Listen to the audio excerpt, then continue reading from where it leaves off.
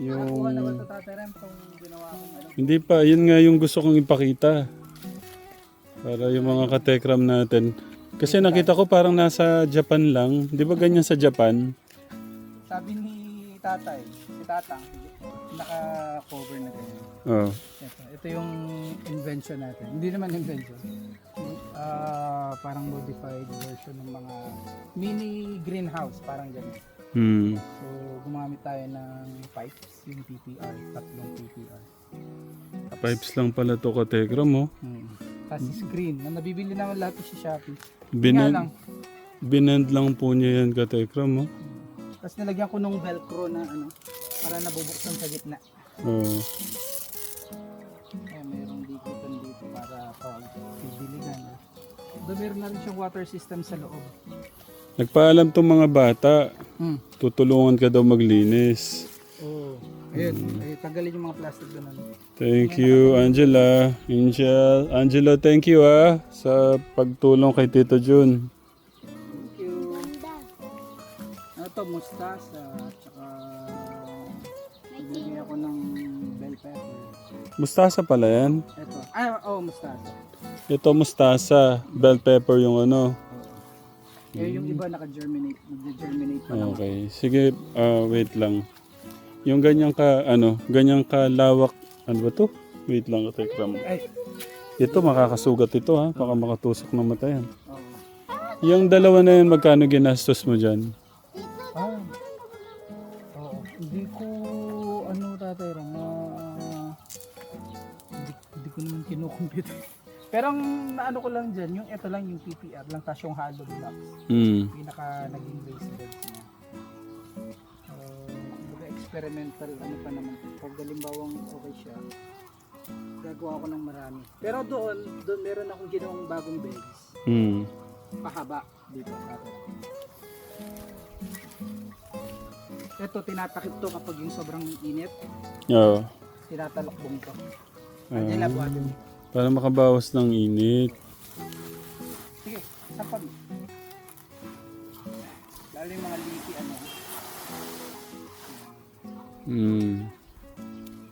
meron siyang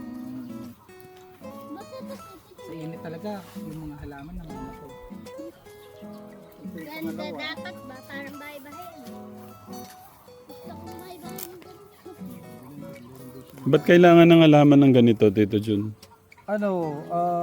Iwas Insekto. insekto kasi kakainin talaga ng insekto yung mga gulay. Syempre 'di ba ayaw natin nung i-spray ang insecticide. Kung ayun, para walang insecticide yung mga pagkain natin, tatakpan na lang. Mas magandang gumastos ka na sa ganito sa gagastos ka sa pesticide. Hindi, pesticide. Pesticide muna. Pesticide, tapos doon pa pwede magmula yung mga Sakit. Mga sakit-sakit. So, doble-doble ang disgrasya. Tapos ito yung mga bagong dalawang beds na pahaba. Yan naman ay para sa Mga vines.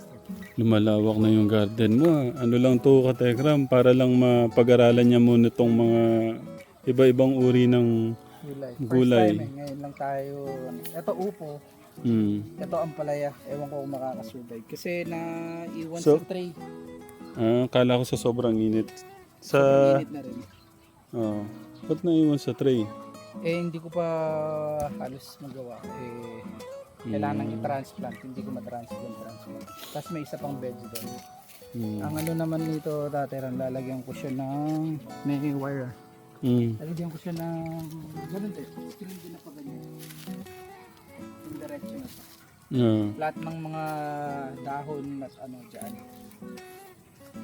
Mga carrots, onion. Kasi kailangan ng carrots at saka mga ganon. Malambot yung buhaghag. Naka-raised bed siya para magandang lumaki. Pati patatas. Oo nga. Susubukan ko lahat ng mga root crops. Kasi ito naman, na to, katekram handa na po yan. Yun po yung mga ginawa niya sa, doon sa mga uod. Oo, halo-halo na yan. Ito na, ang ganda. Kahit ganyan buhaghag yan. Hmm. Hindi yan magbubuo kahit basa. Kasi pag yung ano to, yung putik to, hindi mo magaganito to. Hindi mo mapapabughag na ganyan. Yan yung maraming dahon, katawan ng saging, Organic to. Tapos compost. pupo ng manok, pupo ng baboy, Walang baboy. ng Wala tayong kalabaw. baboy. Kalabaw at saka manok. Manok. Para mabulok din yun. Ito natin namin yung sample ng ano.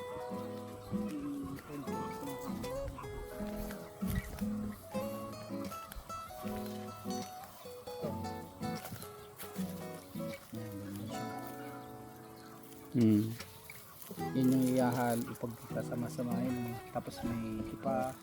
Tapos yung lupa ko nilalagay yung mabuhaghag din.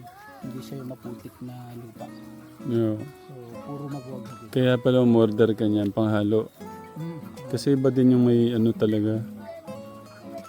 Dadagdag pa ako ng mga beds dito. Tapos dadagdag ako ng beds dito. Nabi-visualize mo ba? Magiging itsura niya pag naglaki yan lahat. Dito, nakatakip. Yeah. Dito, gaganito to, lilikutong pa ganyan. So magkakaroon ng parang shedding dito. Tapos may bagong beddings dito. Mga pipino naman, mga ibang vines na ano, cucumber. Kailangan ko lang ng additional hollow blocks. Hollow blocks lang muna. Para kapag ano, pwedeng tanggalin lang. Pagka nasigurado mo na yan, i-apply natin sa Promised Land yung ganun. Maganda yun sa Promised Land. Yung ganito, tsaka yung ganito rin. Para yung nutrients nung ano, nakapirmi lang. Kung maglalagay ka nutrients, hindi tumatapon, nandun lang sa lugar na yan. Mapipirmi mo lang. Hindi mo na kailangan bungkalin lagi. Yung ano dyan, yung bawang dyan, pwede? Bawang sibuyas tatanim natin. Okay. Tapos mga radish, yung mustache, Yun, masarap din yun. radish sa Tagalog. Labanos. Labanos, oo. Tapos naka-germinate na ako eh. Bali hihintay na lang ng Yung labanos at saka kamatis, patis, tsaka okay na. itlog na pula. Mm. Itlog na pula. Isang piraso lang, no? Talo-talo na. Hindi ka naman makakagawa ng magandang lupa kung hindi mo lalagyan ng organic materials. Kasi yung lupa natin kapag natuyo, tatayran, kasabay siya. Ito, ganito. Yan, titigas na ganito. Ganyan siya. Ganyan kahirap. May mga ano lang talaga, may mga lugar talaga na yung lupa, parang buhagag no? Sa ano yata yun? Sa Baguio. Ganun ba? Yung mga ganung may lupang ganun. Yung iba yung taniman ng mga mani. Tsaka yun, ganun. Tapos tatanim ako ng mga ilang pirasong mais. Yun yata yung ano nung taniman ng mani, ganyan. Parang ganyan ako. Kasi para sa sand. Sandy siya. Kahit mabasa siya, pag dinakot mo, sandy siya. So may sand, may organic. So perfect siya, boghag na boghag. Hopefully, ma-materialize. Okay, maganda to Katekram. Pagka na ano Promised na. land, pwede to. Isipin mo. Mm. Kada ano, may mga raised beds. Ba't ibang gulay. Yeah. Pwede ka na maglagay dun sa kalsada ng iba't ibang ano doon, gulay. Parang mini Promised Land vegetables and pati mga itlog, yung mga itlog ng mga native doon. Tapos mga gulay. Pero pwede rin pala doon mga tilapia, no? Parang mag-ano rin ng tilapia. Bukas titingin kami ng kambing, yung Nadadagdagan na yung promise ko kay tatay, ano.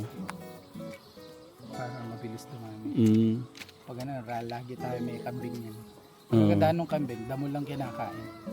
Safe na safe kainin. Pagka marami na. Yan ang progress so far ng mga kaganapan dito sa mini backyard. Nalagyan ko nga ng mga ganito, nagmukhang maliit eh. Oo. Lang, parang sobrang laki. Plano ko sa mga doon sa na yun, lalagyan ko sa taas. Parang parang pwede siyang taniman din. Mm. Parang double layer. Pwede. Yung mga pwede rin siyang taniman ng mga pecha, yung mga maliliit lang Mm. na hindi naman siya masyadong tatakip sa mga halaman. Yung ganun lang, oh. Meron mo kayong ilang pirasong kamatis ka Tekram, oh. Yung pang-ulam, yung panglagay sa sinigang, hindi mo nabibili, no? Kasi may mga bumibigay sa sobrang init. Oo. Babad naman sa tubig ang ano yan, ugat, pero minsan may mga problem talaga. Itong ano na to, yung okra, kamatis, talong, okay na yan eh. Tsaka meron ka lang kanin. Kaso yung iba hindi ba na dito, yung hindi na...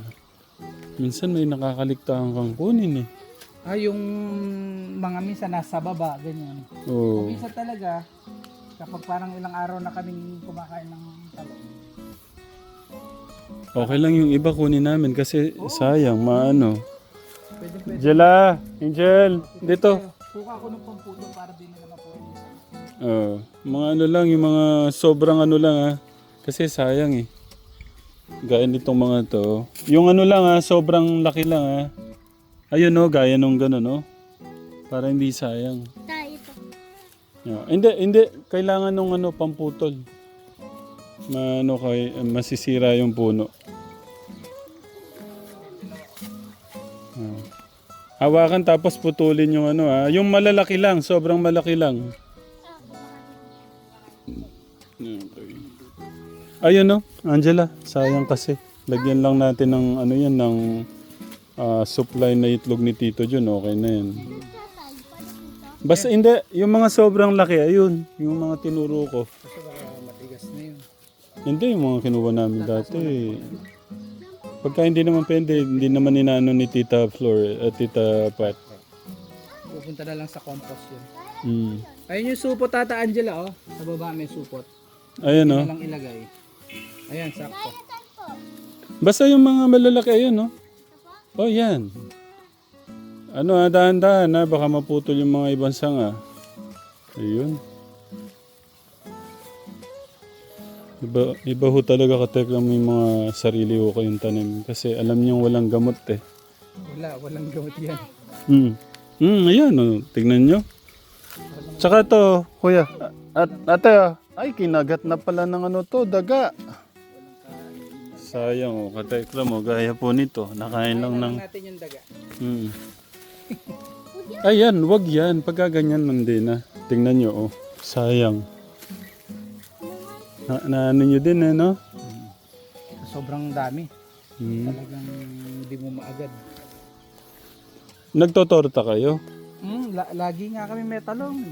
Prito, torta, laga. Mas okay naman kasi yan sa sa mga Ang dami yung na ham. nasisave. Ay, dapat huwag lagi nila. Hindi, ibig ko nga sabihin, mas okay pa yan sa ham, sa hotdog, Totoo. corned beef.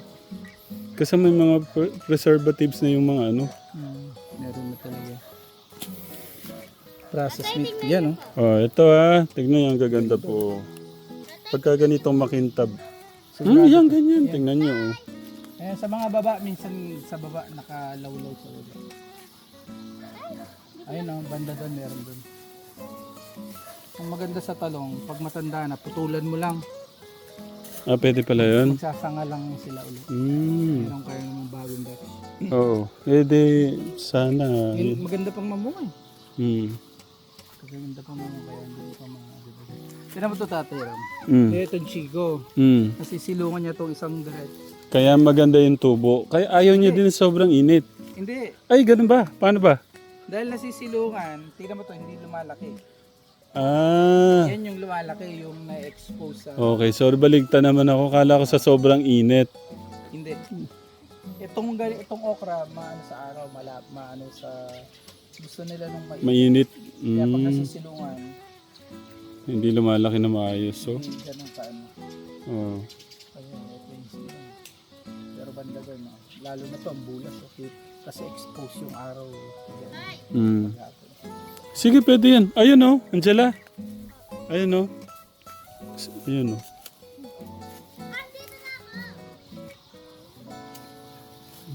Tulungan ko kaya sila. Mukhang... Akin na, Angela yung ano, para mabilis ko. Ay, tatay! Ayun! Ito! Ito. Kaso may ano na to. Patingin. Ang gwardiya yan sa loob. Hindi, ito ang lambot pa oh. Pwede to. Oh, Pag putol-putol. mga pinirito ano lang. Oo, tanggal-tanggal. Sayang eh. Yung may mga ganyan, ibig sabihin walang gamot. Angela, ako puputol, ikaw maglagay sa plastic. Angel. Angel, God. Ako na pagpapalit ko din yung mga ano eh. Ayun oh.